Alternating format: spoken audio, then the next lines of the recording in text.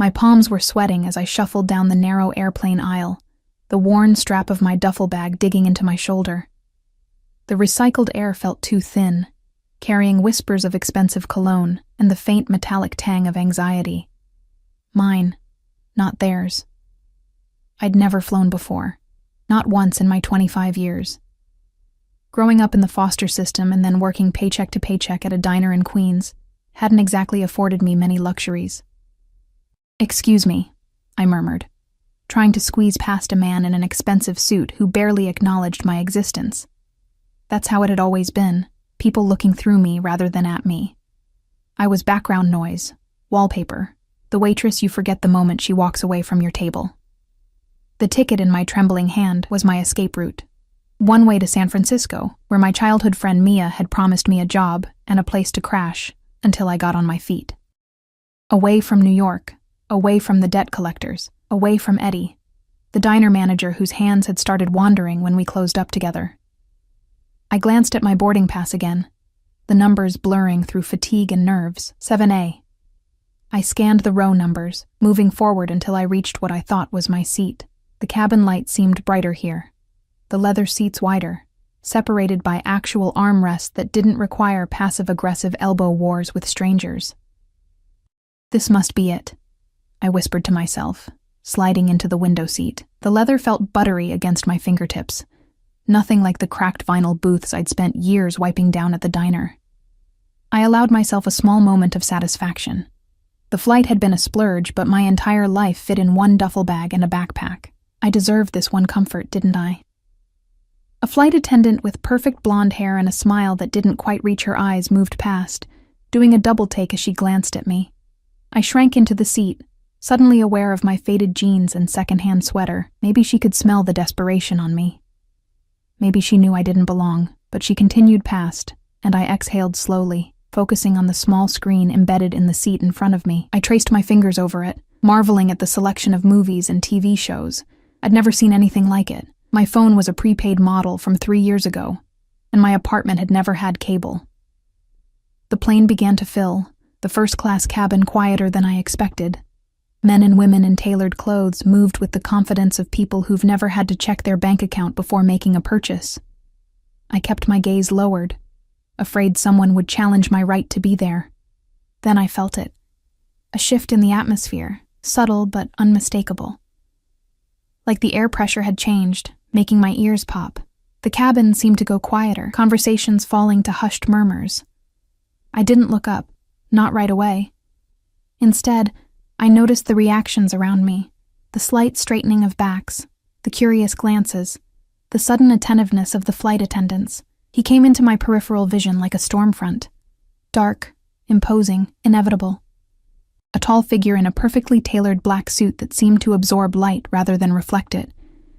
I caught fragments of him as he moved, strong hands with a heavy silver ring, broad shoulders that tapered to a narrow waist, dark hair cut close at the sides but longer on top. I dared a glance up and immediately regretted it. His face was arresting, all sharp angles and contrasts. High cheekbones, a strong jaw darkened with precisely maintained stubble, and eyes so intensely blue they seemed artificially lit from within. He couldn't have been more than 35, but authority radiated from him like heat. He wasn't alone.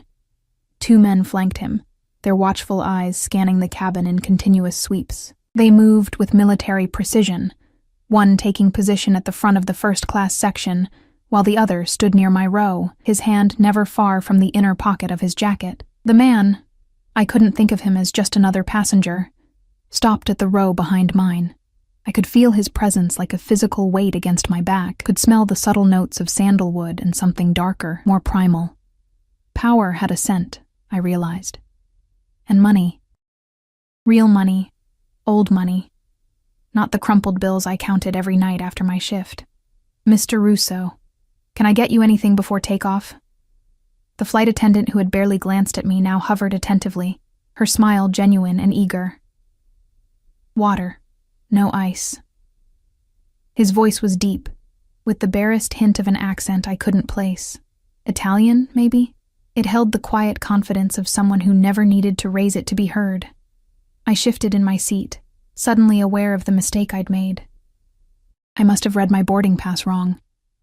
This was first class. I belonged in economy, with the other struggling waitresses and minimum wage workers. Panic bloomed in my chest, but I stayed frozen, hoping that maybe, if I remained perfectly still, no one would notice me until after takeoff. Then I could explain the mistake to a flight attendant, away from curious eyes and judgmental stares. The plane was nearly full now. I opened my boarding pass again, squinting at the numbers. My seat was 17A, not 7A. I'd made a rookie mistake, mistaking the 1 for a smudge on the paper. My cheeks burned with embarrassment. I'd have to get up, walk past the imposing man behind me, endure the stares as I made my way back to my rightful place. Just as I gathered my courage to stand, the blonde flight attendant appeared at my side. "Excuse me, miss." Her voice was honeyed, but her eyes were cool. "May I see your boarding pass, please?" I swallowed hard, handing over the crumpled paper. She examined it, her perfectly shaped eyebrows rising slightly. "I'm so sorry," I whispered, heat climbing up my neck. "I made a mistake. My seat is actually 17A. I can move right away."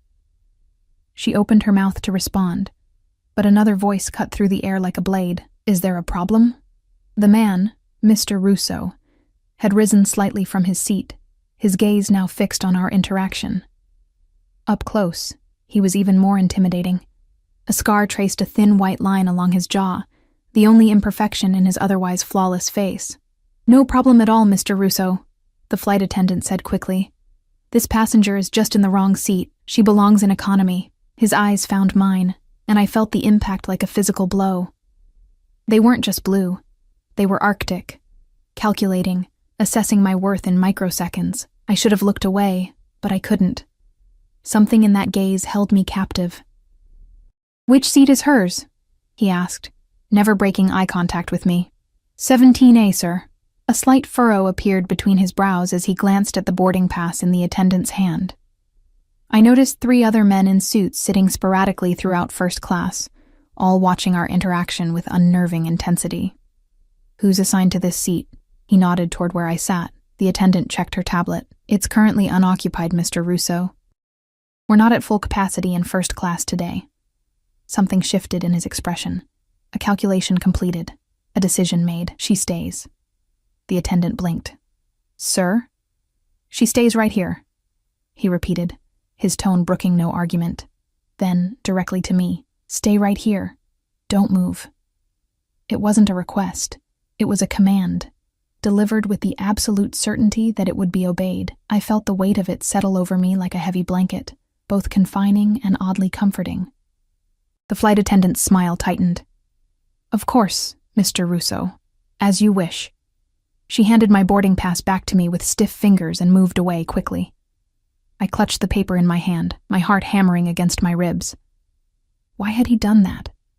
Why would this stranger insist I remain in a seat I hadn't paid for? I wanted to turn around, to thank him or question him, but something in his demeanor warned against it. The plane began to taxi, and I stared out the window, watching ground crew in orange vests grow smaller as we pulled away. Behind me, I heard the soft murmur of voices, Mr. Russo speaking in low tones to one of his companions. I couldn't make out the words, but I caught my description being passed along. The knowledge that I was being discussed sent a shiver down my spine. "First time flying?" The question startled me. I turned slightly to find Mr. Russo leaning forward, his forearms resting on his knees. He'd removed his suit jacket, revealing a crisp white shirt stretched across broad shoulders. A gold watch gleamed against his wrist, probably worth more than everything I owned combined. "Is it that obvious?" I managed, my voice embarrassingly small. His lips curved into something that wasn't quite a smile. "You have a death grip on the armrests, and we haven't even taken off yet." I looked down at my hands, knuckles white against the leather, and consciously relaxed my fingers. Yes. First time, the plane aligned with the runway, engines growing louder. Mr. Russo stayed leaning forward, those blue eyes never leaving my face. "What's your name?" I hesitated. Every instinct warned me against giving personal information to strangers, especially ones who commanded attention like he did. But those same instincts also warned against refusing him anything. Eliza, I said finally. Eliza Collins. Eliza, he repeated, as if tasting the word. I'm Alessio Russo. You can call me Alex. The plane surged forward, pressing me back against the seat as we accelerated down the runway. My stomach dropped, and I instinctively gripped the armrests again. A low chuckle from behind me made my cheeks burn. It gets easier, Alex said, his voice somehow cutting through the roar of the engines. Just breathe through it. I nodded, not trusting myself to speak as the plane lifted off the ground. The sensation was terrifying and exhilarating all at once, my stomach floating somewhere near my throat as New York fell away beneath us. When we leveled out, I risked another glance back at him. Alex was watching me with an intensity that made my skin prickle, not with fear exactly, but with something adjacent to it, awareness perhaps. The awareness of prey in the presence of a predator who hadn't yet decided to hunt. Thank you, I said, finally addressing the elephant in the room. For letting me stay in this seat, I really did make an honest mistake. I know you did. There was absolute certainty in his voice. How could you possibly know that? He leaned back in his seat, but his eyes never left mine. People who are trying to scam their way into first class don't look like they're about to apologize to the oxygen they're breathing. A startled laugh escaped me. Is that how I looked?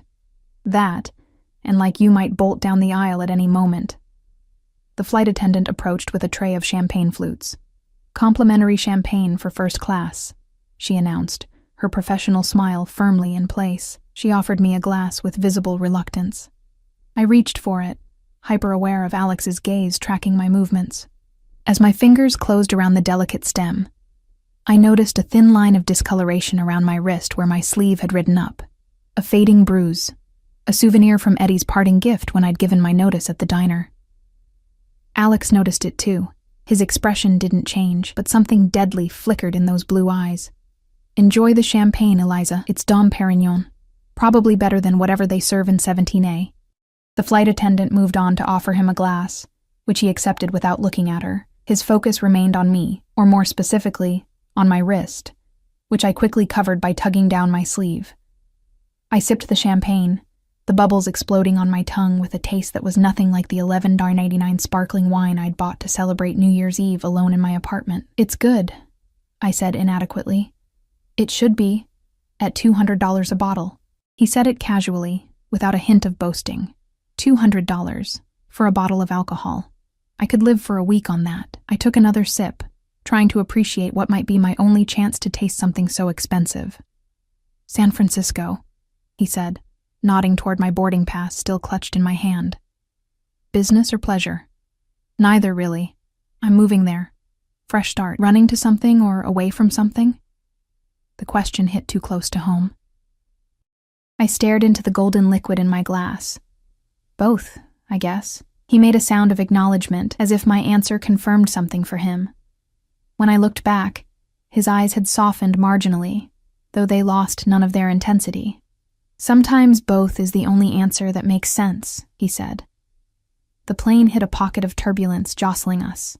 My champagne sloshed dangerously close to the rim of the glass. Without thinking, Alex's hand shot out, steadying mine. His skin was warm, his grip gentle but firm. I froze, hyper-aware of the contact, of how long it had been since someone had touched me with any kind of care.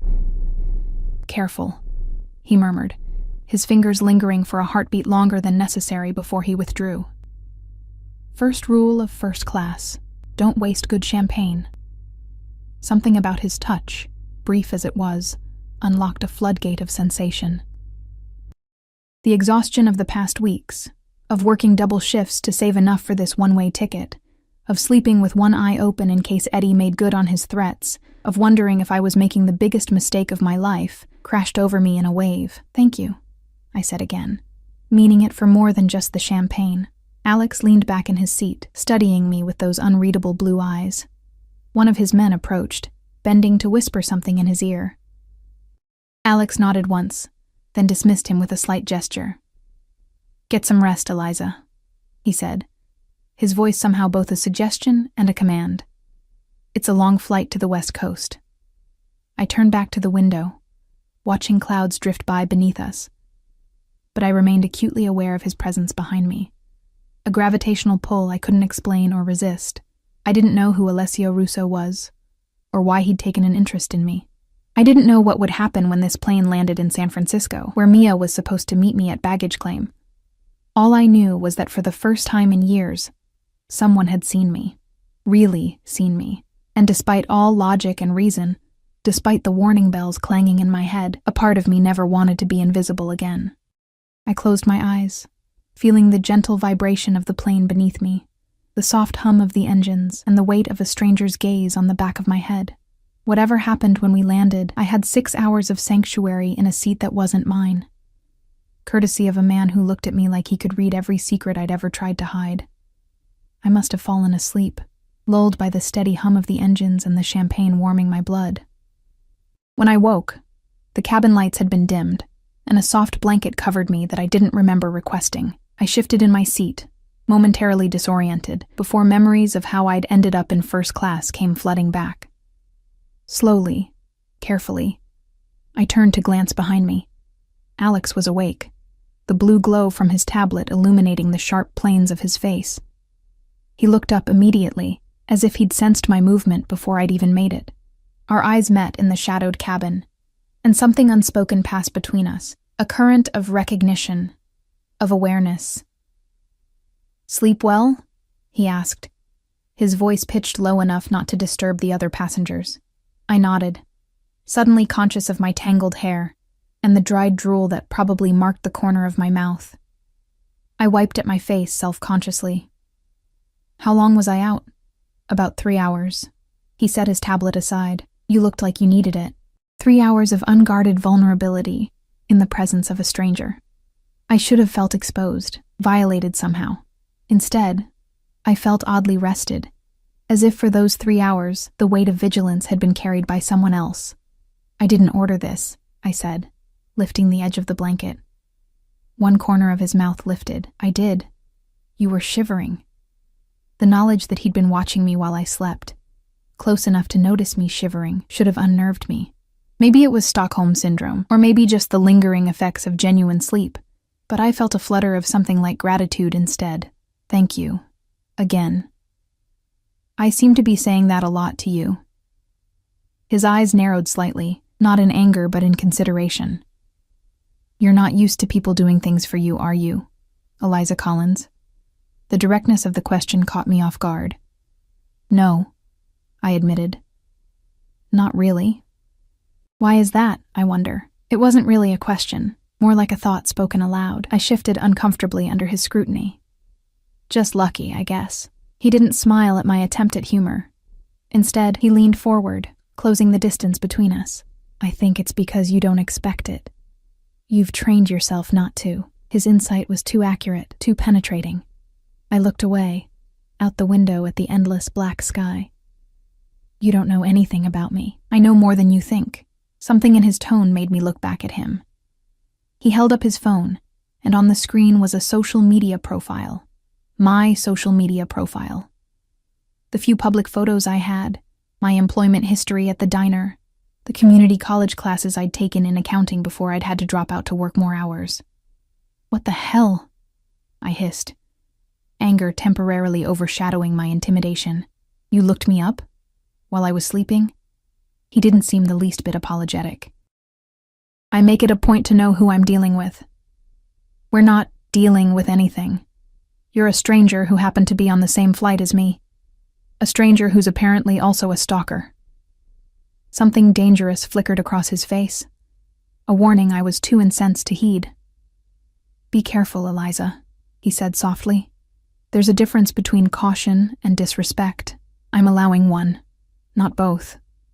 The implied threat, delivered with such casual confidence, doused my anger like cold water. I became acutely aware of the isolation of our position, 35,000 feet in the air, surrounded by his men, with nowhere for me to go even if I wanted to escape. "I apologize," I said stiffly. "I'm not accustomed to having my privacy invaded quite so thoroughly." He studied me for a moment longer, then nodded once, accepting my apology without offering one of his own. Tell me about San Francisco. You said you're meeting someone there? The abrupt change of subject left me scrambling. My friend Mia. We grew up in the same foster home for a while. She moved out west a few years ago, got herself settled. She's offered me her couch until I can find a place. And a job? You have prospects? I shifted uncomfortably. Mia says the restaurant where she works is hiring. It's nothing fancy, just a cafe near Fisherman's Wharf. But it's a start. A waitress. He said it flatly without inflection, yet I felt judged nonetheless. It's honest work, I defended. And I'm good at it. I'm sure you are. But is that all you want, Eliza? To carry other people's food and smile for their tips? The question stung, mostly because I'd asked it of myself too many times to count. What I want doesn't matter much. What matters is paying rent and keeping the lights on. A flight attendant appeared with a tray of refreshments, interrupting whatever Alex had been about to say. She served him first, naturally, setting down a tumbler of amber liquid that I assumed was expensive whiskey. "And for you, miss?" she asked, her smile now seemingly genuine. Whatever reluctance she'd shown earlier had vanished. I wondered what had changed, or what Alex had said while I was sleeping. "Just water, please." She handed me a bottle of water with a chilled glass. "We'll be serving dinner in about 20 minutes. Would you like to see the menu?" "Dinner. In first class." I tried to contain my surprise. "Yes, thank you." She presented me with a leather-bound menu that looked more appropriate for a 5-star restaurant than an airplane. When she departed, I opened it to find descriptions of dishes that made my mouth water. Seared sea bass with saffron risotto, filet mignon with truffle butter, roasted rack of lamb with rosemary juice. The diner where I worked served Salisbury steak that came frozen in plastic trays. "Recommendation?" Alex asked, noticing my overwhelmed expression. "I've never had any of these things," I admitted. Something like displeasure crossed his face. "Never?" I shrugged, trying to mask my embarrassment. Foster care isn't exactly known for its culinary experiences, and waitresses don't typically eat at places that serve. I squinted at the menu, pan-seared foie gras with fig compote. For a moment, I thought I saw genuine anger in his eyes, but it was gone so quickly I might have imagined it. "The lamb," he said decisively. "You should try the lamb, and the chocolate soufflé for dessert." When the flight attendant returned, I ordered as Alex had suggested. He chose the filet mignon, along with a bottle of red wine that made the attendant's eyebrows rise in appreciation. "That's an excellent choice, Mr. Russo. I'll decant it right away." After she left, I gave him a questioning look. "Is the wine special?" "It's a 2010 Chateau Lafite Rothschild, about $1,500 a bottle." I nearly choked on my water. "For wine? On an airplane?" A ghost of a smile touched his lips. "I have particular tastes." The food, when it arrived, was unlike anything I'd ever experienced. The lamb was tender and flavorful, the sauce rich and complex. Alex insisted I try his filet, cutting a piece and transferring it to my plate with a smoothness that spoke of years dining in fine establishments. He poured wine for both of us, watching with evident satisfaction as I took my first sip. "What do you think?" he asked. I struggled to find words that wouldn't betray my inexperience. "It's complex. I taste fruit, but also earth and something almost like leather." He looked genuinely pleased. "You have a good palate. Most people wouldn't catch those notes on their first try." The praise warmed me more than it should have. We ate in comfortable silence for a while, the rich food and wine creating a bubble of luxury that made the rest of the world seem distant and unimportant. "Tell me about New York," he said eventually. "What are you running from?" I set down my fork, appetite suddenly diminished. "I told you. I'm looking for a fresh start, and I told you I know more than you think." His eyes dropped to my wrist, where the bruise had been visible earlier. "Who was he?" The question was so direct, so penetrating, that I couldn't muster a denial. "My boss at the diner, Eddie. He got the wrong idea about our relationship." Alex's expression hardened. "Did he touch you without permission?" I stared down at my plate. "He tried, more than once. The last time I fought back. That's when he grabbed my wrist. Said if I ever wanted to work in the city again, I'd stop being so frigid." I laughed bitterly, as if I needed more reasons to leave. I didn't look up, afraid of what I might see in Alex's eyes. Pity, perhaps, or worse, disgust. When he spoke, his voice was controlled, but with an underlying current of rage that made me shiver. Eddie who? The question was so unexpected that I glanced up. What? His full name, the diner's address. Give them to me. A chill ran through me. Why? Because men like that don't stop with one woman. Because consequences exist for a reason. His eyes held mine, unflinching, because I asked. I should have been frightened by the implications. Instead, I felt a dark satisfaction unfurling in my chest. Eddie Brennan, Murphy's Diner on West 34th and 8th Avenue. Alex nodded once, then tapped something into his phone before setting it aside. I didn't ask what he'd done. Some questions are safer left unasked. The dessert arrived, a perfect chocolate soufflé that collapsed with a sigh when the server drizzled warm chocolate sauce over it. Alex watched me take my first bite, his eyes tracking the movement of the spoon to my lips with an intensity that made heat rise to my cheeks. Good? He asked, his voice dropping an octave. I nodded, unable to speak around the rich chocolate melting on my tongue. A small sound of pleasure escaped me before I could stop it, and his eyes darkened in response. You should experience pleasure more often, Eliza Collins, he said quietly. It suits you. The air between us shifted, charged with something I was too inexperienced to name but instinctive enough to recognize. Danger and desire inextricably linked. I forced myself to break eye contact, focusing on finishing my dessert while my heart hammered against my ribs. When I glanced up again, Alex was watching me with the patient focus of a predator who knows its prey has nowhere to run. What do you do? I asked, desperate to steer the conversation to safer ground. For work, I mean. I'm an import-export, primarily high-end goods between Europe and North America. That sounds vague. He smiled, a genuine one this time that transformed his face from merely handsome to devastating. It is. Deliberately so. Are you always this mysterious, or am I special? As soon as the words left my mouth, I regretted them. Too bold, too flirtatious, too dangerous. But Alex didn't seem offended. If anything, his smile deepened. You are special, Eliza. More than you know. Before I could respond to that cryptic statement, one of his men appeared at his side, bending to whisper in his ear. Alex's expression shifted instantly, pleasure replaced by cold calculation. He nodded once, then turned back to me. Excuse me for a moment. He rose with fluid grace and moved to the front of the first-class cabin with his associate, their heads bent together in quiet conversation. I couldn't hear what they were saying, but I could read tension in the set of Alex's shoulders, in the controlled movements of his hands as he spoke. The flight attendant cleared our dinner trays, and I took the opportunity to visit the lavatory. Inside the surprisingly spacious bathroom, I stared at my reflection in the mirror. My cheeks were flushed, eyes bright from wine and something else. Excitement, maybe, or fear. Both felt remarkably similar at that moment. What are you doing? I whispered to my reflection. This man is a stranger, a dangerous stranger. But that wasn't quite true anymore, was it? In the space of a few hours, Alessio Russo had seen parts of me I rarely showed anyone. My vulnerability, my anger, my pleasure.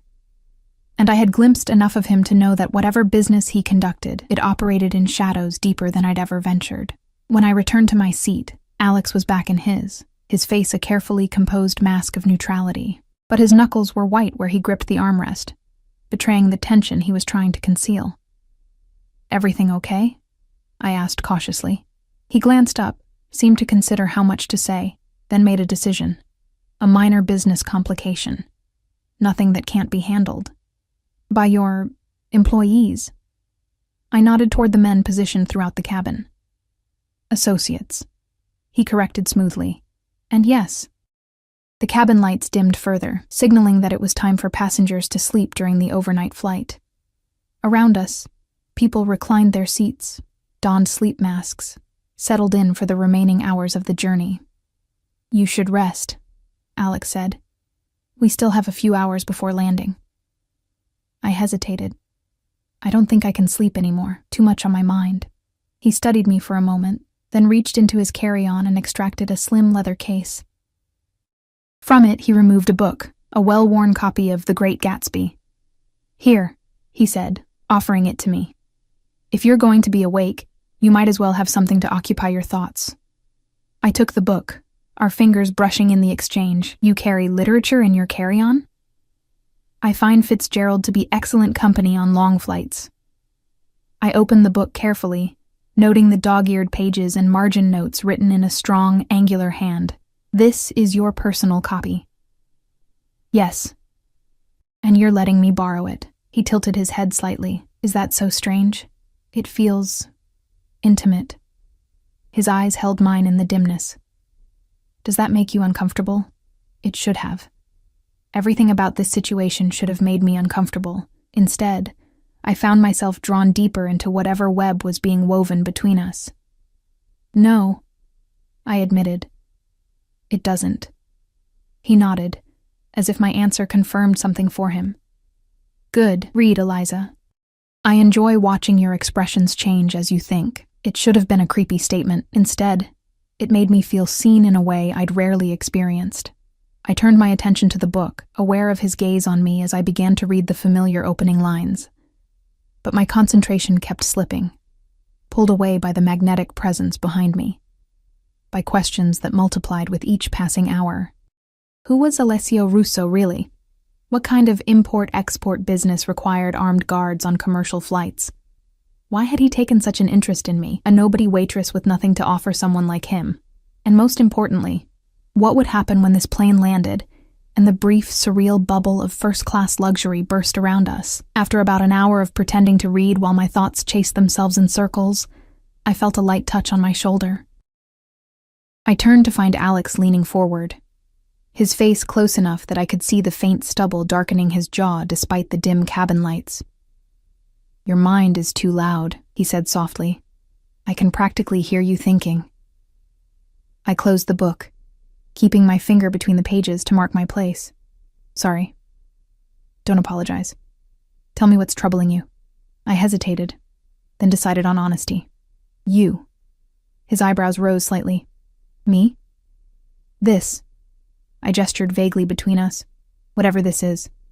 I don't understand why you're interested in me. Men like you don't notice women like me. Men like me?" There was a dangerous edge to his voice now. "Wealthy. Powerful." I swallowed hard. "Dangerous." Instead of denying it, he smiled. A predator's smile, all teeth and no warmth.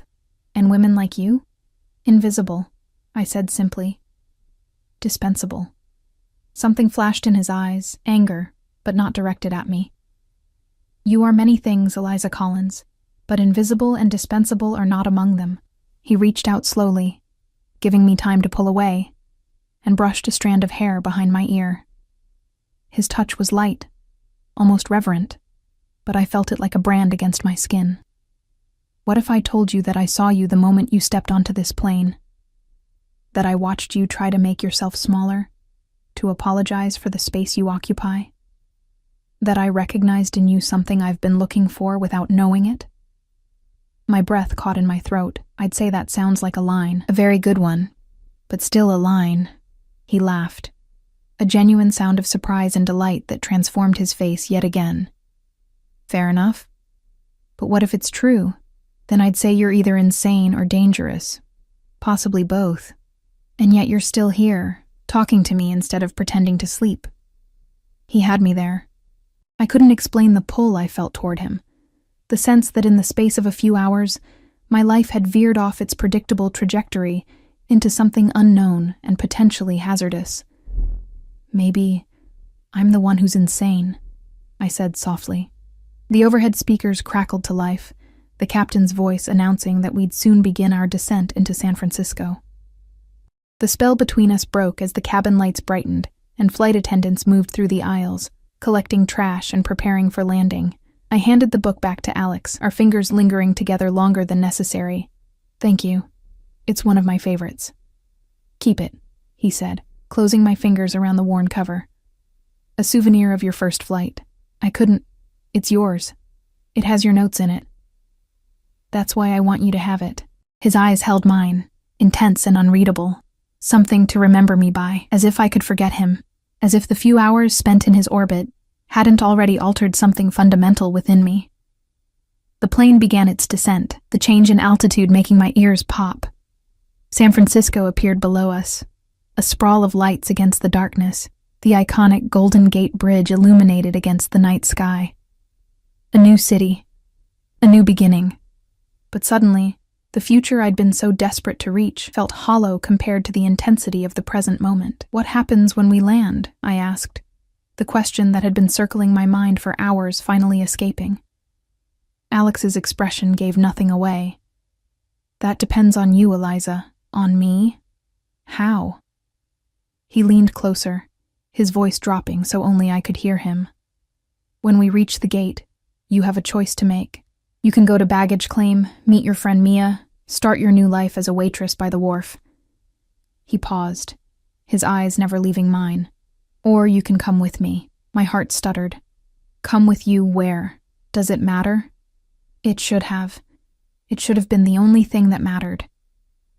Instead, I found myself considering it, considering walking away from the safe, predictable path I'd planned into something unknown with a man I'd just met. A man who radiated danger and secrets. You don't even know me, I whispered. I know enough. His certainty was absolute. The rest, we have time to discover. The plane touched down with a jolt, tires squealing against the runway.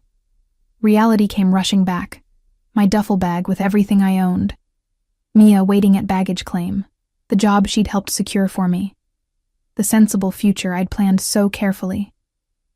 I can't just... You can. Alex interrupted. That's the beauty of it, Eliza. You can do exactly what you want. For once in your life, you have a genuine choice. The plane taxied to the gate, each second bringing me closer to a decision that suddenly felt monumental.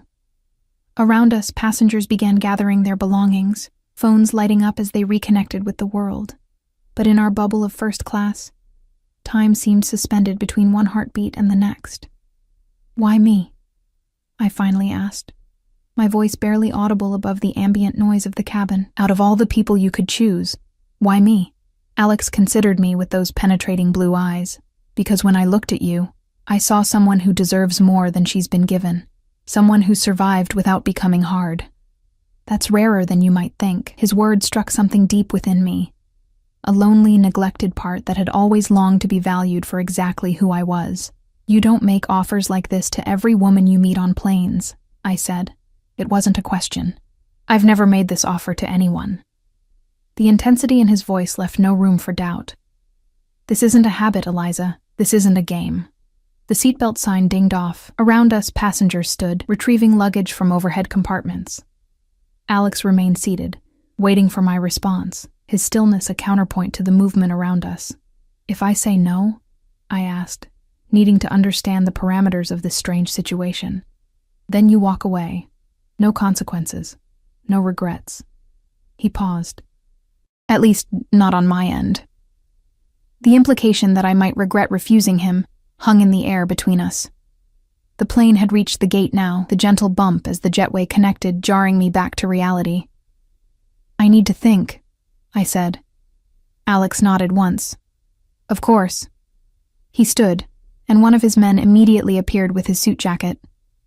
Alex shrugged it on with effortless grace, then reached for something in the inner pocket. He extracted a business card and held it out to me. My private number, he said as I took it. Available to you regardless of your decision today. The card was heavyweight cream stock, embossed with only his name and a phone number, no company, no title. Just Alessio Russo in elegant script. I slipped it into my pocket as passengers began to disembark. Alex's men moved with practiced efficiency, one leading the way while the others flanked him protectively. He paused in the aisle beside my seat, looking down at me with an expression I couldn't quite interpret. I'll wait for you at the exit to the secure area, he said. 20 minutes. After that, I'll assume you've made your choice, and then he was gone, moving through the cabin with the fluid confidence of a man accustomed to the world parting before him. I remained seated, fingers tracing the edges of his card in my pocket, heart hammering against my ribs. 20 minutes to decide the course of my life. I gathered my meager belongings. The backpack I'd stowed under the seat, the duffel I'd have to retrieve from baggage claim, the worn copy of The Great Gatsby he'd insisted I keep. These physical anchors to reality felt insubstantial compared to the weight of the choice before me. I made my way off the plane in a daze, thanking the flight attendants automatically. The terminal was a blur of lights and sounds, too bright and too loud after the cocoon of first class.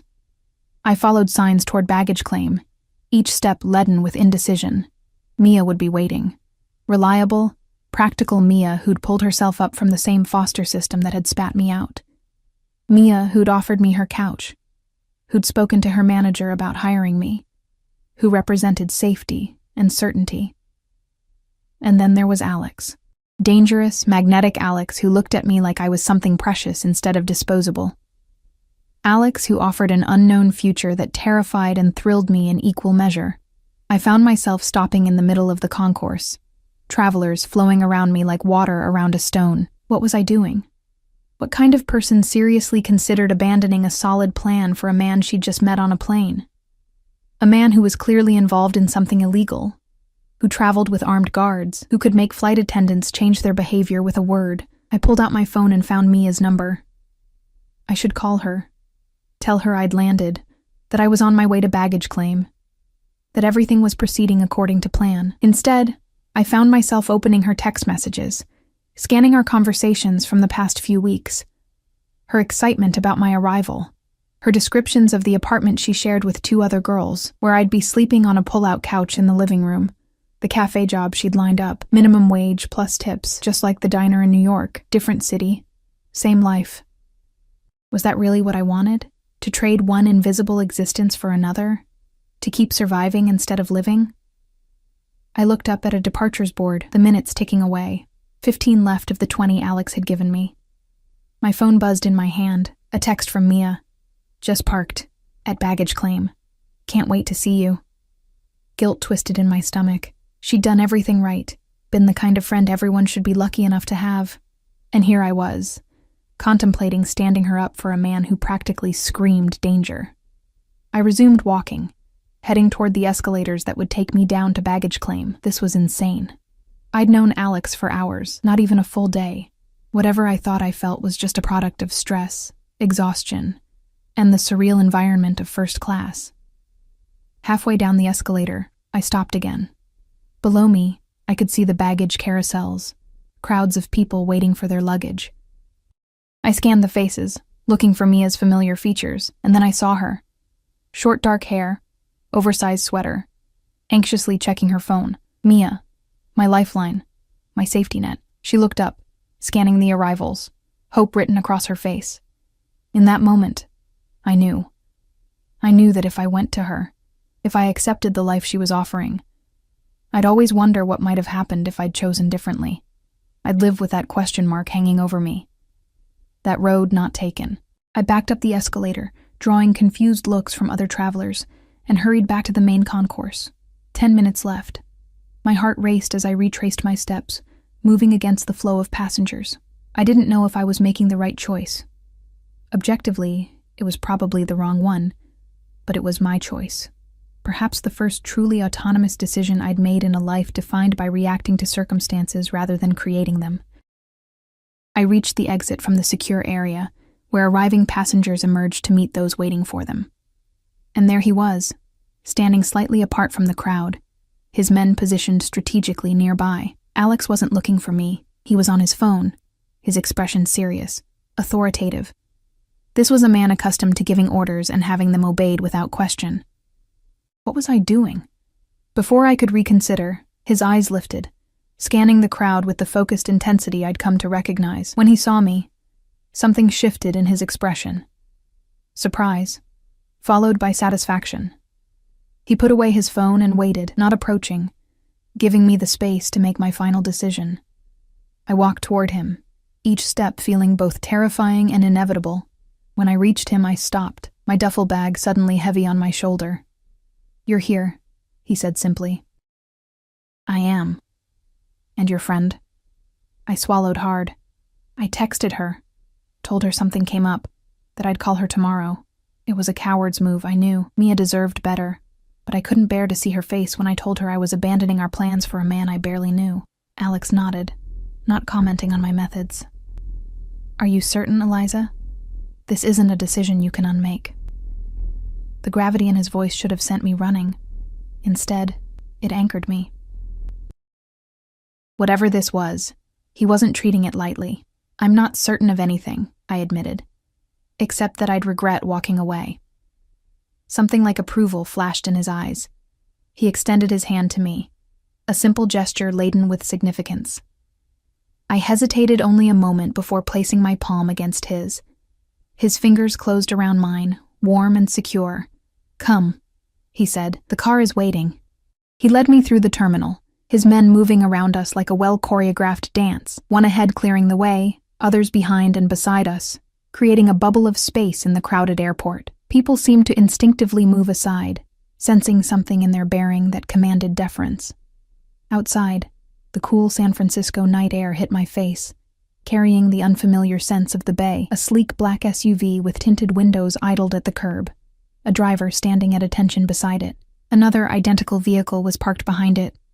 "Mr. Russo," the driver acknowledged, opening the rear door as we approached. Alex guided me into the back seat, his hand at the small of my back, protective, possessive. He slid in beside me, the leather seats impossibly soft compared to any vehicle I'd ever been in. His men dispersed to the other car, leaving just the driver with us. "Where are we going?" I asked, as the car pulled away from the curb. "My home," Alex replied. "Unless you'd prefer a hotel for tonight." The implication that there would be many nights ahead sent a shiver through me. "Your home is fine." He studied me in the dim light of the car's interior. "You're nervous. Wouldn't you be? I just upended my entire life plan to go home with a stranger." "Not a stranger anymore," he corrected. "But yes, I understand your apprehension. Ask me anything, Eliza, whatever you need to feel more at ease." I considered what I most wanted to know. "Are you in the Mafia?" The bluntness of my question startled a laugh from him, rich and genuine. "You don't waste time, do you? I think we're past the point of dancing around things." He inclined his head in acknowledgement. "My family has interests in various businesses, some legitimate, some less so. We prefer to operate with certain traditions and codes of honor." It wasn't a direct answer, but it was confirmation enough. The man beside me was not merely wealthy. He was powerful in ways that existed outside normal society. I should have been terrified. Instead, I felt a strange calm settle over me, as if naming the danger had somehow neutralized it. "Why San Francisco?" I asked. "I would have expected New York or Chicago." "We have operations on both coasts," he said. "I oversee our West Coast interests.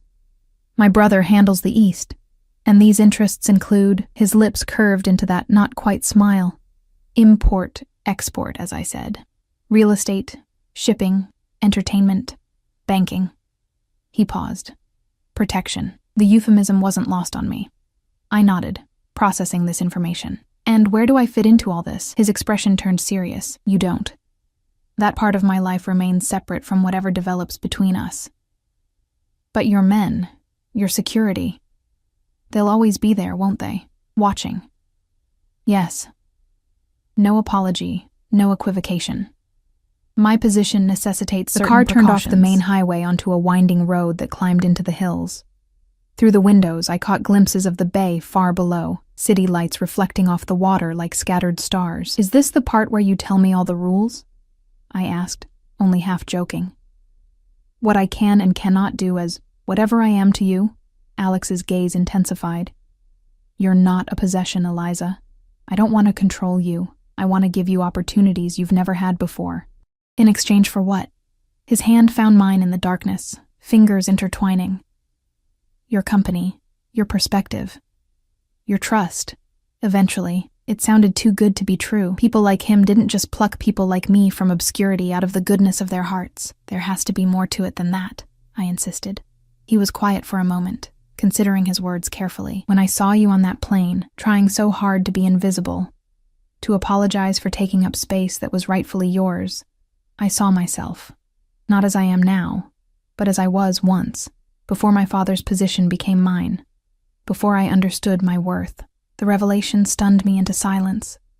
This man, who exuded power and confidence from every pore, had once felt as I did. It seemed impossible. I was 14 when my father brought me from Sicily, he continued, his voice taking on a distant quality. I spoke little English. The other children called me names, mocked my accent. I learned quickly to make myself smaller, to attract less attention. I tried to imagine him as that vulnerable boy, and failed. What changed? My father saw what was happening. He took me aside and said something I've never forgotten. You are a Russo. You bow your head to no one. Alex's eyes found mine in the darkness. The same applies to you now, Eliza. Whatever protection my name provides is yours. Whatever resources I have are at your disposal. You need never make yourself small again. His words filled a void inside me I hadn't realized existed. A desperate hunger for belonging, for protection, for the certainty that I mattered to someone. I don't know how to be that person, I admitted, the one who doesn't apologize for existing. You'll learn. His confidence was absolute. I'll teach you. The car turned through an imposing gate that opened automatically at our approach. Beyond it stretched a long, winding driveway flanked by carefully manicured trees. At the end stood a sprawling mansion. Modern glass and steel softened by natural stone, perched on the hillside with the bay spread out below it like a private kingdom. This is yours, I breathed, taking in the scale of the property. Ours, he corrected, for as long as you choose to stay. The car came to a stop at the front entrance, a massive glass door flanked by stone columns. Before the driver could exit, Alex raised a hand to stop him. One more thing, Eliza. His expression turned serious. My world can be dangerous. There are people who would use anyone close to me as leverage. If you stay, you accept that risk, and the protection that comes with it. It should have been the final warning I needed. The red flag too bright to ignore. Instead, it felt like honesty. The first truly unvarnished truth I'd been offered in a life filled with foster parents who pretended to care until the checks stopped coming, and boyfriends who claimed to love me until something better came along. I understand, I said. He searched my face, looking for any sign of hesitation. You can still change your mind. One word, and the driver will take you anywhere you want to go. I thought of Mia, probably still waiting at baggage claim, worried and confused, of the cramped apartment and minimum wage job that represented the sum total of my ambitions just hours ago, of the invisible life I'd been prepared to accept because I didn't believe I deserved more. I want to stay, I said, surprising myself with the steadiness in my voice. Something like triumph flashed in Alex's eyes. He nodded once, then opened the car door and extended his hand to help me out. The night air was cool against my skin as I stepped from the car, my duffel bag pathetically small against the grandeur of the mansion before me. Alex's hand rested at the small of my back, guiding me toward the entrance. The massive door opened before we reached it, revealing a woman in her 50s, with silver-streaked dark hair, pulled into a neat bun. Her expression betrayed no surprise at my presence, just calm efficiency. "Good evening, Mr. Russo," she said, stepping aside to let us enter. "Sophia, this is Eliza Collins," Alex said as we crossed the threshold. "She'll be staying with us. Please prepare the blue suite." Sophia nodded, her dark eyes taking my measure with a single glance. "Of course, sir. Would you like dinner served?" I suddenly realized how long it had been since the meal on the plane. Hours had passed, and it was now well past midnight on East Coast time. Exhaustion hit me in a wave, the adrenaline of decision-making finally ebbing. Alex must have noticed because he shook his head. "Not tonight. Perhaps a light supper in Miss Collins' room, and have her things brought up." "Thing," I corrected automatically. "Just the one bag." Something flashed across Sophia's face. Surprise, perhaps, or pity, before her professional mask returned. "Right away, sir." She disappeared down one of the many hallways branching off from the enormous entryway. I took in my surroundings with wide eyes, trying not to gape openly at the luxury surrounding me. The foyer alone was larger than my entire New York apartment, with soaring ceilings and a chandelier that looked like it belonged in a European palace. The floors were polished marble, the walls adorned with what appeared to be original artwork. Through an archway, I glimpsed a living room with floor-to-ceiling windows overlooking the twinkling lights of San Francisco below. This is... I trailed off, unable to find adequate words. Ostentatious? Alex suggested, a hint of amusement in his voice. I was going to say intimidating, I admitted. He took my hand, his thumb tracing circles on my palm. It's just a house, Eliza. Bigger than most, certainly, but still just walls and floors and windows. Easy for him to say, I thought. He'd grown up in this world of wealth and power. To me, it was like landing on an alien planet where I didn't speak the language or understand the customs. Sophia reappeared. The blue suite is ready, sir. I've had Ms. Collins's bag taken up, and a light supper will be served shortly. Thank you, Sophia. That will be all for tonight. She nodded and withdrew, leaving us alone in the vast entryway. Come, Alex said. You're exhausted. Tomorrow is soon enough for a proper tour. He led me up a sweeping staircase to the second floor, down a hallway lined with more artwork. Modern pieces that probably cost more than I'd earn in a decade. We stopped at a set of double doors, which he opened to reveal what he'd called the Blue Suite. It was, in fact, a full apartment within the house. A sitting room with plush sofas and another wall of windows, a small dining area, and through an open door, I glimpsed a bedroom with the largest bed I'd ever seen. The bathroom is through there, Alex said, gesturing to another door. Sophia will have left everything you might need, but if there's anything else, just use the house phone to call down.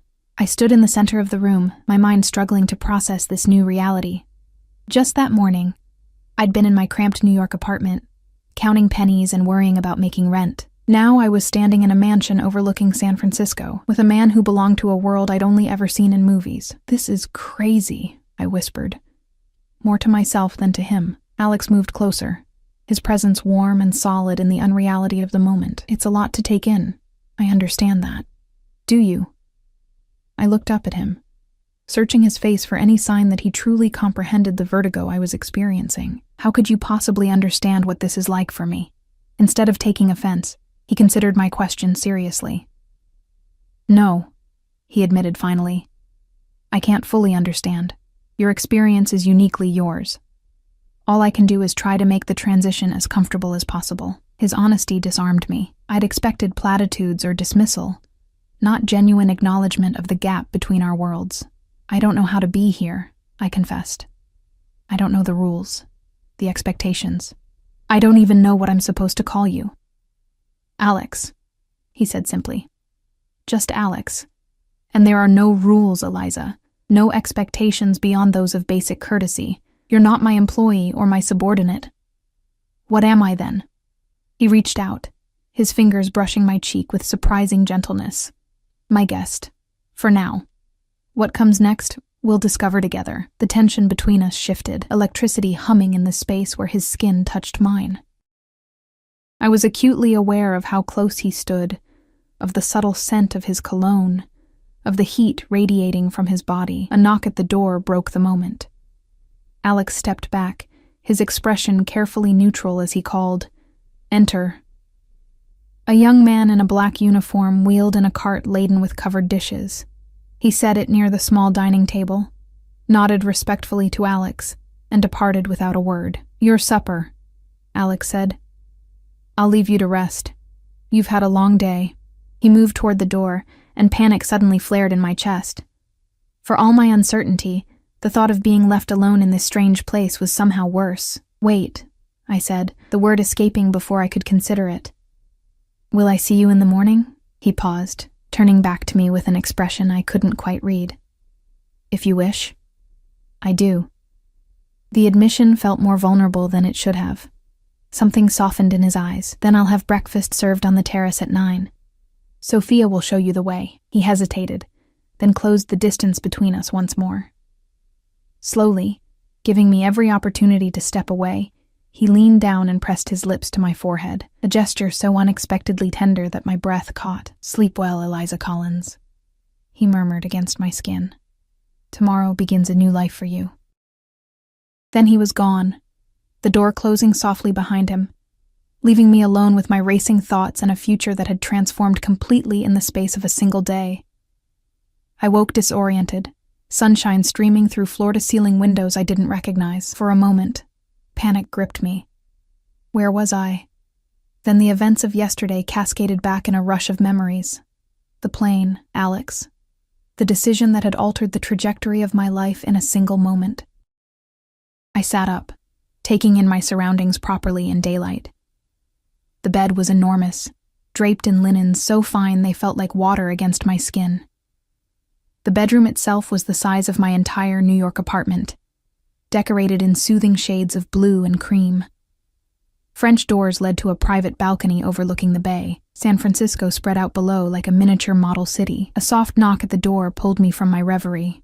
"Yes?" I called, suddenly conscious of my rumpled appearance. Sophia entered, carrying a garment bag and a small tray with a steaming cup. "Good morning, Ms. Collins. I've brought you coffee and some clothing options." "Thank you, but I have clothes," I said, glancing at my duffel bag in the corner. Sophia's expression remained carefully neutral. "Of course. Mr. Russo merely suggested these might be more comfortable for breakfast on the terrace. The mornings can be quite cool here." She laid the garment bag on a nearby chair and set the coffee on the bedside table.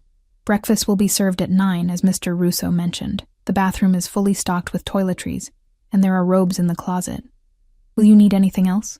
The normalcy with which she treated this bizarre situation, as if it were perfectly ordinary for strange women to appear overnight in her employer's home, was somehow more disorienting than the luxury surrounding me. "No, thank you," I managed. Sophia nodded. "I'll return at 8:45 to escort you to the terrace." When the door closed behind her, I sipped the coffee, rich, dark, and perfectly prepared, while eyeing the garment bag with suspicion. How had Alex arranged for clothes in my size overnight? What else had he arranged while I slept, blissfully unaware in this gilded cage? Curiosity eventually won out. I unzipped the bag to find several options. A casual but clearly expensive sundress in pale yellow, designer jeans with a silk blouse, and a flowing pants set in soft blue linen. Each item still bore tags from high-end boutiques, and all looked to be exactly my size. I showered in a bathroom bigger than most hotel rooms, with a rainfall shower head and products that smelled of jasmine and sandalwood. Wrapping myself in a plush robe, I returned to examine the clothes more closely. Part of me wanted to reject these offerings on principle, to wear my own worn jeans and t-shirt as an act of independence. But another part, one I wasn't entirely proud of, yearned to step into this new world fully, to see if I could belong in it, even temporarily. I chose the linen pants and matching top, the most modest option, but still far nicer than anything I'd ever owned. They fit perfectly, the fabric soft against my skin, in a way that made my old clothes seem like burlap in comparison. Sophia returned precisely at 8:45, nodding approvingly at my appearance. "This way, Ms. Collins." She led me through the mansion's winding corridors, each room we passed more impressive than the last. Original artwork adorned the walls, and furniture that belonged in museums sat casually in living spaces. The scale of wealth on display was almost obscene, making me acutely aware of the gulf between Alex's world and mine. We emerged onto a sprawling terrace with panoramic views of the bay. A table had been set for two, white linen tablecloth billowing gently in the morning breeze, and there was Alex, standing at the stone balustrade gazing out at the water, his back to us. He wore casual clothes today, dark jeans and a light sweater that did nothing to diminish his commanding presence. He turned as we approached, his eyes sweeping over me with unconcealed appreciation. "Thank you, Sophia," he said, dismissing her with a nod before focusing entirely on me. "You look rested." "Did you sleep well?" "Like the dead," I admitted. "I think I was more exhausted than I realized." He pulled out a chair for me, the gesture oddly formal in the casual setting. The first day in a new place is always overwhelming. Add to that a cross-country flight and a life-changing decision. He let the sentence hang unfinished as he took his own seat. 2 staff members appeared, serving coffee and juice before presenting a breakfast spread that could have fed 10 people. Fresh fruit, pastries, eggs prepared 3 different ways, bacon, smoked salmon, and dishes I didn't even recognize. "I wasn't sure what you preferred," Alex explained, noting my wide eyes.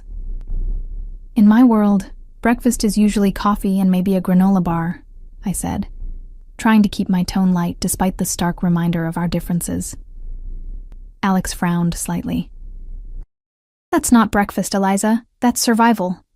I loaded my plate with fruit and a croissant, hyper-aware of my table manners.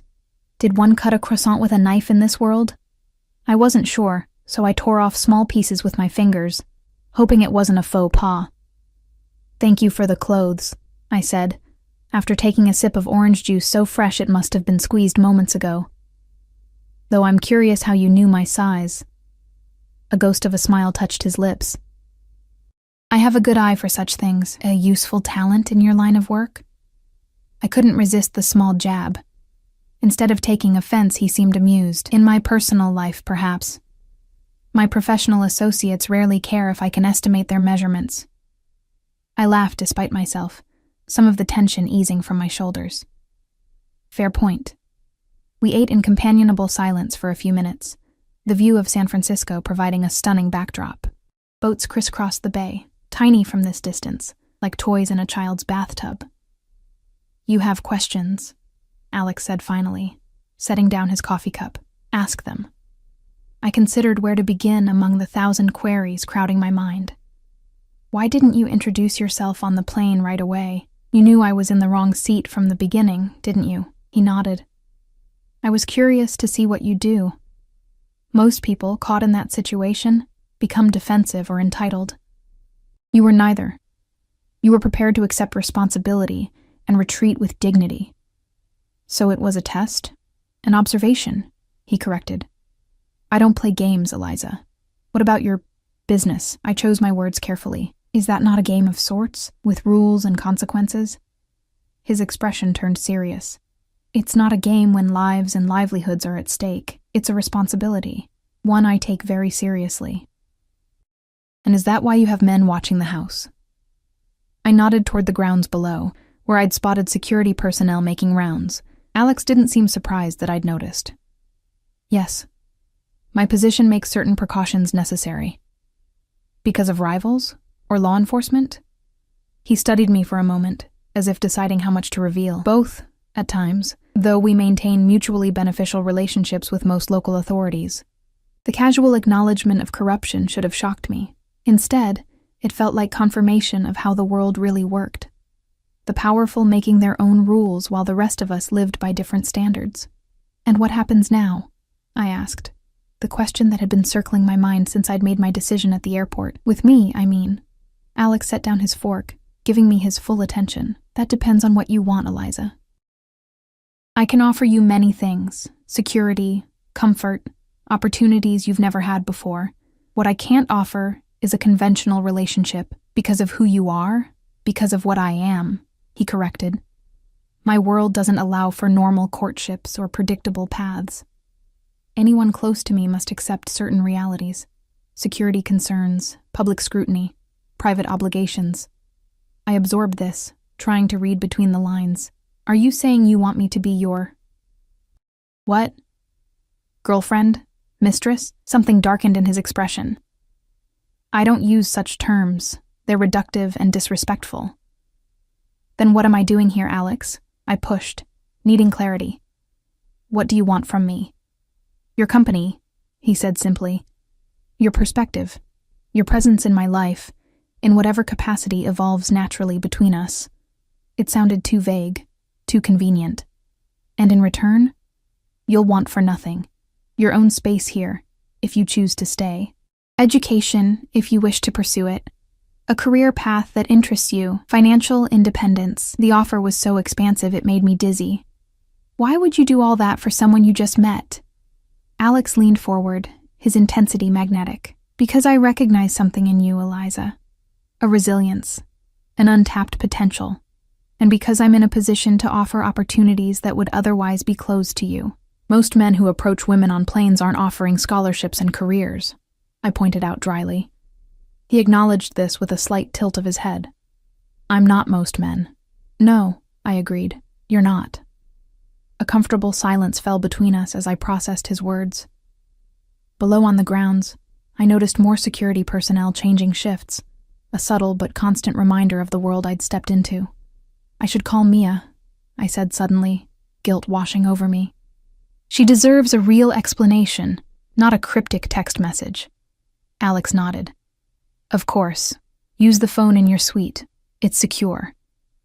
The implication that normal phones might not be secure was another reminder of the shadows surrounding his life. But before I could dwell on it, a man in a suit approached our table. I recognized him as one of Alex's security team from the plane. Mr. Russo, he said, his voice low. Antonelli called. The shipment at the docks needs your attention. There's been a discrepancy. Alex's expression hardened instantly, all warmth vanishing like a light switched off. He gave a curt nod, and the man retreated. I apologize, Alex said, rising from the table. Business requires my attention. Feel free to explore the grounds. The gardens are particularly nice this time of year. Sophia can show you to the library if you prefer to read. I should return by dinner. Just like that. He shifted from the attentive host to the businessman with pressing matters elsewhere. It was jarring to witness the transformation, to see the mask of civility slip, to reveal the power beneath. Of course, I said, trying to hide my disappointment. Your work is important. He paused, studying my face. Then, in a gesture that surprised me, he leaned down and brushed his lips against my cheek. I'll make it up to you, he murmured, his breath warm against my skin, and then he was gone, striding purposefully across the terrace, phone already at his ear as he issued instructions I couldn't quite hear. Left alone at the breakfast table, I felt suddenly adrift. What was I doing here, in this mansion overlooking a city I didn't know, with a man whose business I couldn't begin to understand? Had I made a terrible mistake? Trading one form of uncertainty for another, more dangerous kind? I finished my coffee slowly, watching the boats on the bay and trying to orient myself in this strange new reality. Eventually, I made my way back to my suite, following the path Sophia had shown me earlier. The mansion was quiet, the occasional staff member nodding respectfully as I passed. In my room, I found my phone charging beside the bed. Someone must have plugged it in while I slept. There were 17 missed calls from Mia, and a series of increasingly frantic text messages. Where are you? Eliza. I'm worried, please call me. Did something happen? Should I call the police? At least let me know you're safe. The last message had come just an hour ago. I sat on the edge of the bed, guilt washing over me in waves. Mia didn't deserve this treatment after everything she'd done for me. I picked up the suite's phone and dialed her number, heart pounding as it rang. Hello? Her voice was wary, not recognizing the unfamiliar number. Mia, it's me. It's Eliza. Eliza, oh my God. Where are you? I've been worried sick. I waited at the airport for hours, called hospitals, everything. I'm so sorry, I said, the inadequacy of the words painful. Something unexpected happened. What could possibly happen between getting off a plane and meeting me at baggage claim? Were you kidnapped? Are you okay? I almost laughed at how close to the truth her kidnapping comment was. Not literally accurate, but spiritually not far off. I'm fine, I promise. Better than fine, actually. I met someone. Silence on the other end, then. You met someone. On the plane. And what? Just went home with them instead of meeting me as planned? Put like that. It sounded awful. Irresponsible. Selfish. It's complicated, Mia. He's offering me opportunities I couldn't turn down. Oh my God, she said, her voice dropping to a whisper. Please tell me you didn't go home with some rich guy who promised you things. Please tell me you're not that naive. Her words stung because they contained a kernel of truth. Viewed objectively, that's exactly what I'd done. It's not like that, I insisted, though I wasn't entirely convinced myself. He's a businessman. He wants to help me get established here, maybe go back to school. A businessman, she repeated flatly. What kind of business? I hesitated. Import, export, mostly. Mia made a sound of disbelief. Import, export. Right, and I'm the Queen of England. Eliza, do you hear yourself? This sounds like the setup to a cautionary tale they tell at women's shelters. Her concern was valid, If our positions were reversed, I'd probably be saying the same things. I know how it sounds, but I'm fine. I'm safe, and I'm sorry for leaving you hanging at the airport. That was unforgivable. Where are you now? Give me the address, and I'll come get you. I can't do that. Even as I said it, I recognized how it must sound to her. Can't or won't. Her voice had taken on an edge of anger now. Because if he's preventing you from telling me— No one is preventing me from doing anything, I interrupted. This was my choice, Mia. Mine.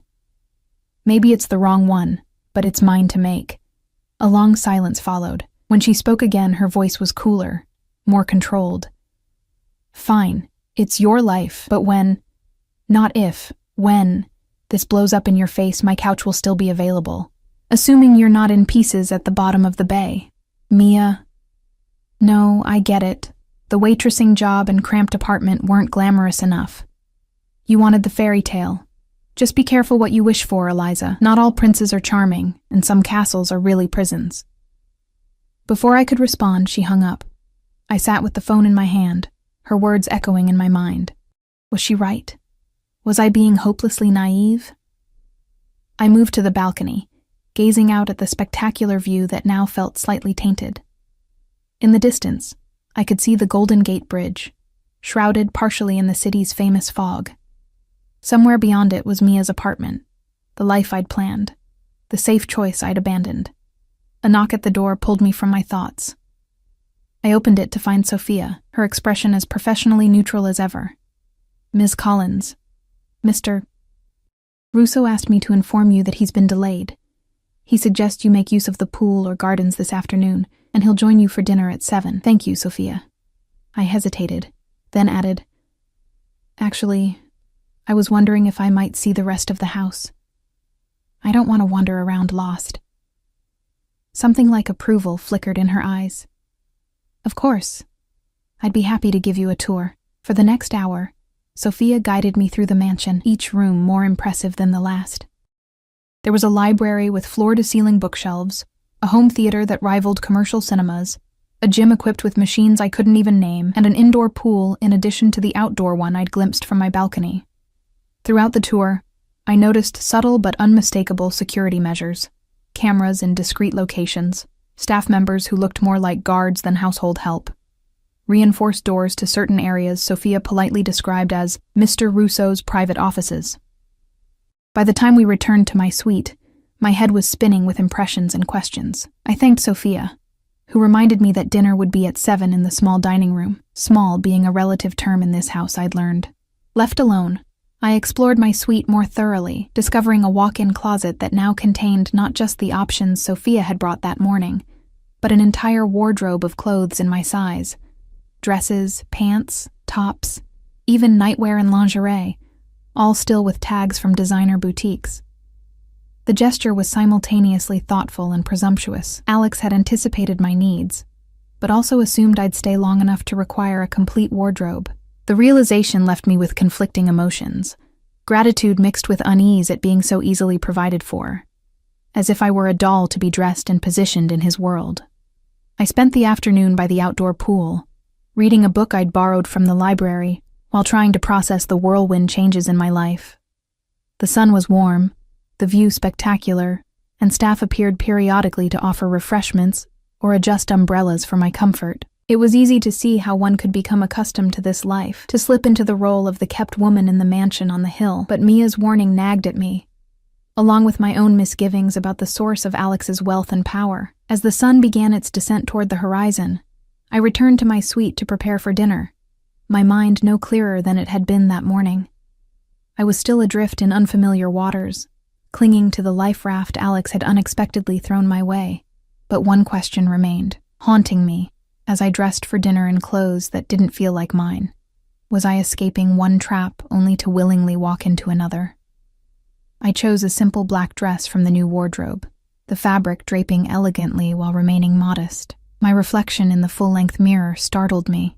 I looked like someone else, someone who belonged in this world of wealth and power. The transformation was superficial, of course, but unsettling nonetheless. Sophia arrived precisely at 7 to escort me to dinner.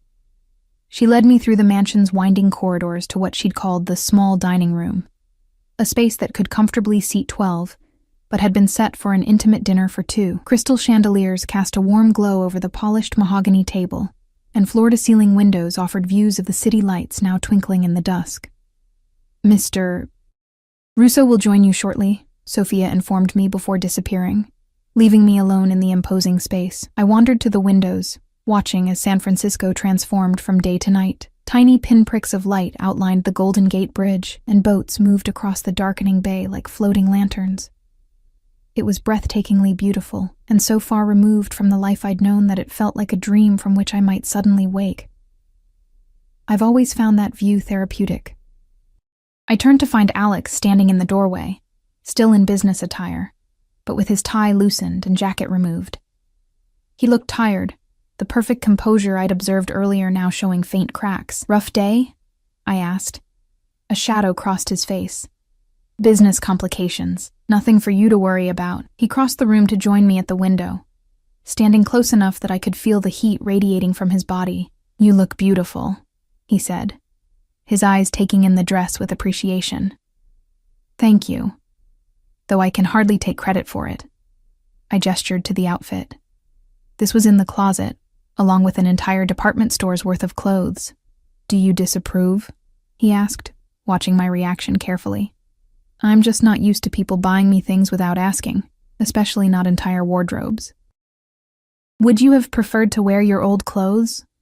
Or would you have preferred I take you shopping and watch you check price tags, calculating what you could afford?" His insight was uncomfortably accurate. I would have been painfully aware of costs had we gone shopping together, would have gravitated toward the least expensive options, regardless of whether I liked them. "No," I admitted, "but there's a middle ground between that and this." He considered my words, then nodded slowly. "You're right. I apologize for overstepping. I'm accustomed to solving problems efficiently rather than considering the emotional implications." His apology surprised me. Men like him, powerful, wealthy, used to getting their way, rarely acknowledged missteps. "Thank you," I said. "I appreciate the gesture truly. It's just a lot to adjust to." He offered his arm, guiding me to the table where he pulled out my chair. The adjustment period is always the most difficult, for both of us. As he took his seat across from me, 2 staff members appeared, one serving wine, while the other presented the first course, a delicate seafood appetizer artfully arranged on Limoges china. "I hope you don't mind," Alex said. "I took the liberty of arranging the menu, but in the future the chef would be happy to prepare whatever you prefer." In the future. The casual certainty with which he spoke of my continued presence both comforted and unsettled me. "This is perfect," I assured him, taking a sip of wine that probably cost more than my monthly rent in New York. We ate in companionable silence for a few minutes, the food exquisite in ways I lacked the vocabulary to describe. Finally, I gathered my courage to ask the question that had been nagging at me all day. "Alex, what exactly happened at the docks today?" His fork paused halfway to his mouth, his expression instantly guarded. "Business matters. Nothing that concerns you." "I think it does concern me," I countered gently. "If I'm going to be here, in your home, in your life, shouldn't I understand what that life entails?" He set down his fork, studying me with those penetrating blue eyes. "There are aspects of my business that are better kept separate from our personal relationship." "For my protection?" I couldn't keep the skepticism from my voice. "Yes," he said simply. "The less you know about certain operations, the safer you are, both from external threats and from legal complications." Legal complications. The euphemism hung between us, a reminder of the shadows that surrounded his empire. "I'm not asking for trade secrets," I said, "but if I'm going to make an informed decision about staying here, I need to understand who you really are. Not just the man who enjoys Fitzgerald and drinks $1,000 wine, but the one who makes people nervous when he walks into a room." Alex was quiet for so long I thought he might refuse to answer. When he finally spoke, his voice was measured, controlled. "There was a shipment arriving from Sicily. Specialty goods that pass through specific channels to avoid excessive taxation and regulatory hurdles." He paused, choosing his words carefully. Someone attempted to renegotiate terms after delivery. That required my personal attention. I read between the lines easily enough. Smuggled goods. Attempted extortion or theft, a response that had required the boss himself to intervene, likely not with polite conversation. "Did you hurt anyone?" I asked, the directness of my question surprising even me. His expression remained impassive. "I resolved the situation." "That's not an answer." "It's the only one I'm prepared to give." His tone wasn't unkind, but it made clear that particular line of questioning was closed. The staff reappeared to clear our plates and serve the main course, a perfectly cooked steak for him, herb-crusted salmon for me. As they worked, I noticed the heavy silver ring on Alex's right hand had a small scratch that hadn't been there at breakfast. I didn't comment on it. When we were alone again, Alex changed the subject. "I've arranged for a car and security detail to be at your disposal, should you wish to explore the city." "My own security detail?" I couldn't hide my surprise. "Is that really necessary?" "Unfortunately, yes. My position makes it necessary to take precautions with anyone close to me." He took a sip of wine. "But they're discreet. You'll hardly notice their presence." Somehow I doubted that. "And the car? Let me guess. Bulletproof?" He didn't smile. "Yes." The matter-of-factness of his answer was sobering. This wasn't a game or a movie. It was his reality.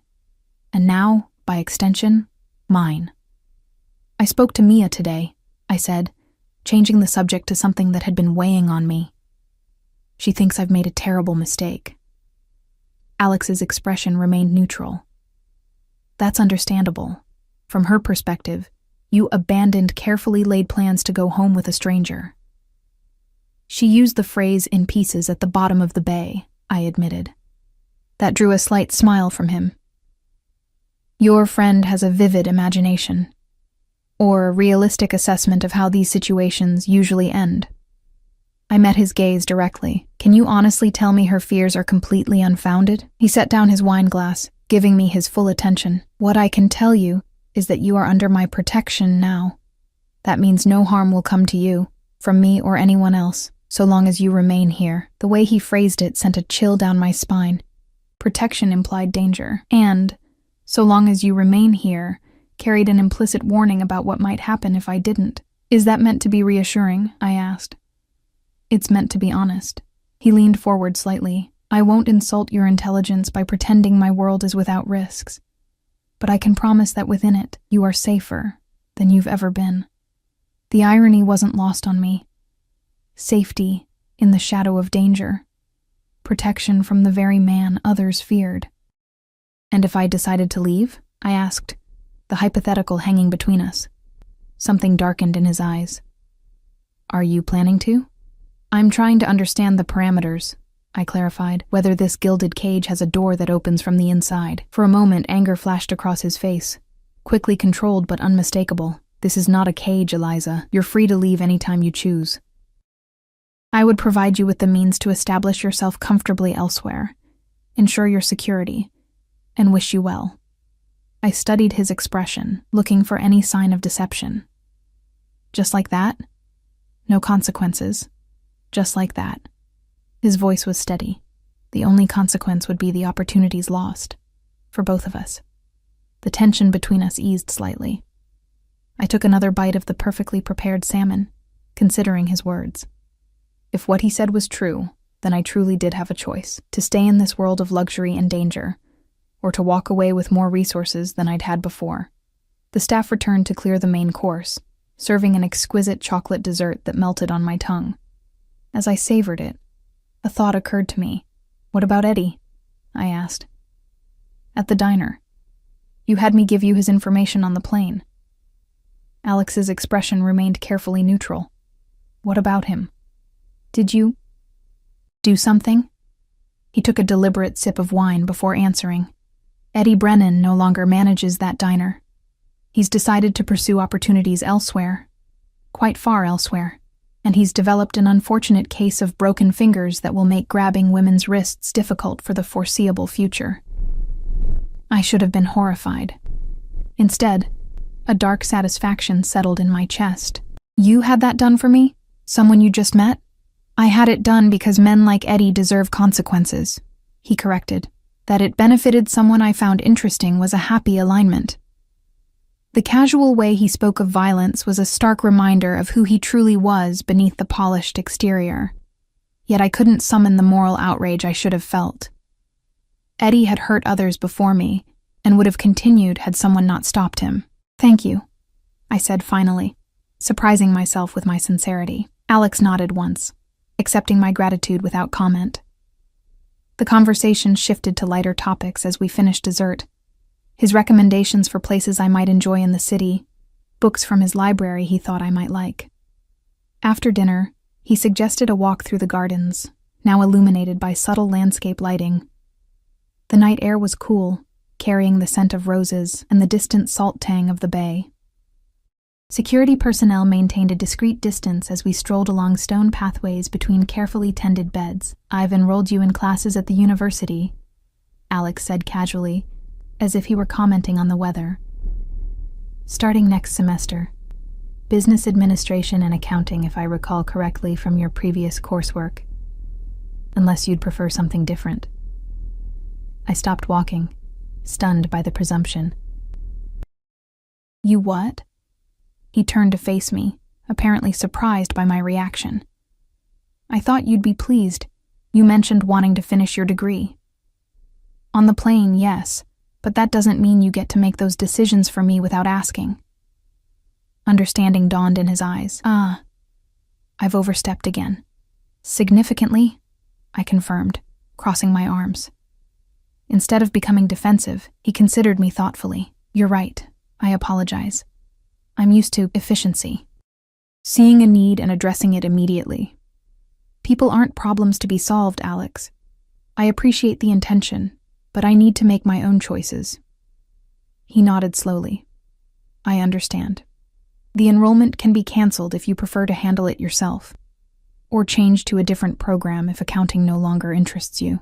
His willingness to acknowledge the error and correct it softened my irritation. "Thank you.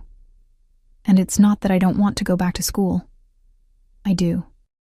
I just need to feel like I'm building my own life, not having one constructed for me." "A fair distinction," he acknowledged. "I'll try to be more mindful of it." We resumed walking, a comfortable silence falling between us. The gardens opened onto a terrace overlooking the city, where a stone bench offered a place to sit and admire the view. Alex guided me there with a gentle hand at the small of my back. "Despite my missteps," he said as we sat, "I hope you're not regretting your decision to come here." I gazed out at the twinkling lights of San Francisco, considering the whirlwind changes of the past 36 hours. "I don't regret it," I said honestly. "It's overwhelming and sometimes frightening, but also exhilarating." "Exhilarating," he repeated, satisfaction evident in his voice. "I like that." He was sitting close enough that our shoulders nearly touched, his presence both intimidating and magnetic. When he turned to face me, his expression had softened in the moonlight, making him look younger, more vulnerable.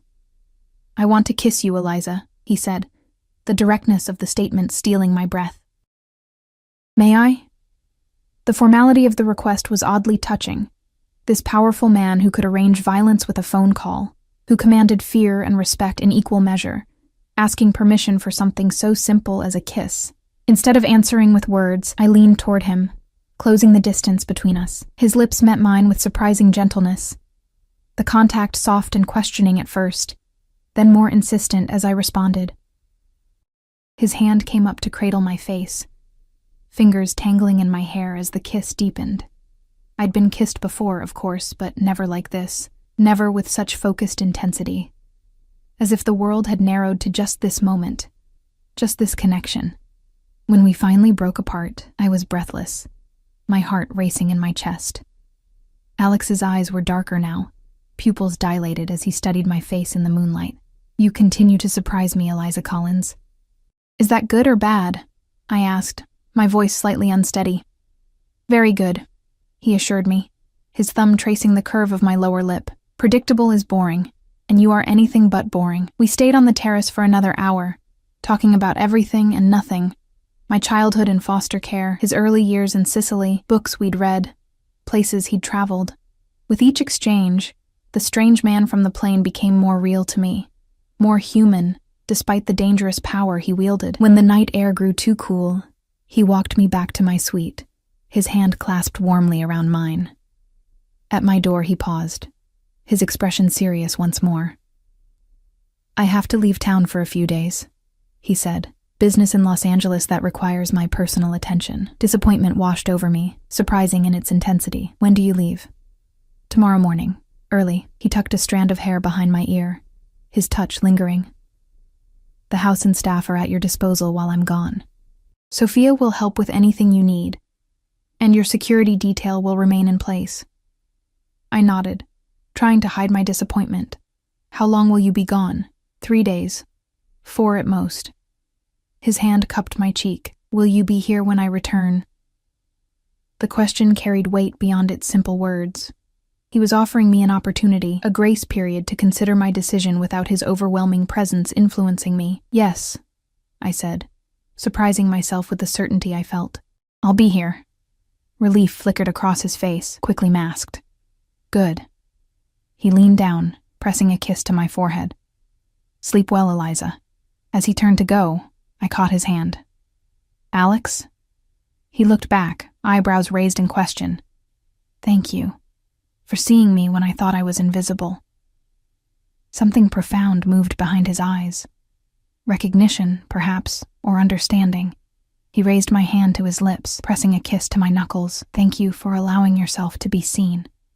After he left, I stood in the doorway of my suite, watching his retreating figure until he disappeared down the corridor. In the space of 2 days, my life had transformed completely, from a struggling waitress fleeing a dead-end existence to whatever I was becoming in Alex's world. I didn't know what the future held, couldn't predict where this strange, intense connection might lead. There would be challenges ahead, cultural gaps to bridge, power dynamics to navigate, shadows from his business that might threaten to engulf us both. But for the first time in my life, I felt truly seen. Valued not for what I could do or provide, but for who I was beneath the armor I'd built around myself. It was terrifying and liberating in equal measure, this newfound visibility. As I prepared for bed in my luxurious suite, I caught sight of my reflection in the mirror. Cheeks flushed, eyes bright with something that looked remarkably like hope. The woman staring back at me was familiar, yet changed, standing at the threshold of a life I'd never imagined possible. Tomorrow, Alex would leave for Los Angeles, giving me space to explore this new reality on my terms. I would walk the grounds of this mansion that might become my home. I would read in the library, swim in the pool, perhaps even venture into the city with my assigned security detail. And when he returned, we would begin writing whatever story lay ahead of us. A story that had begun with a mistake, a wrong seat on a plane, and those commanding words that had changed everything.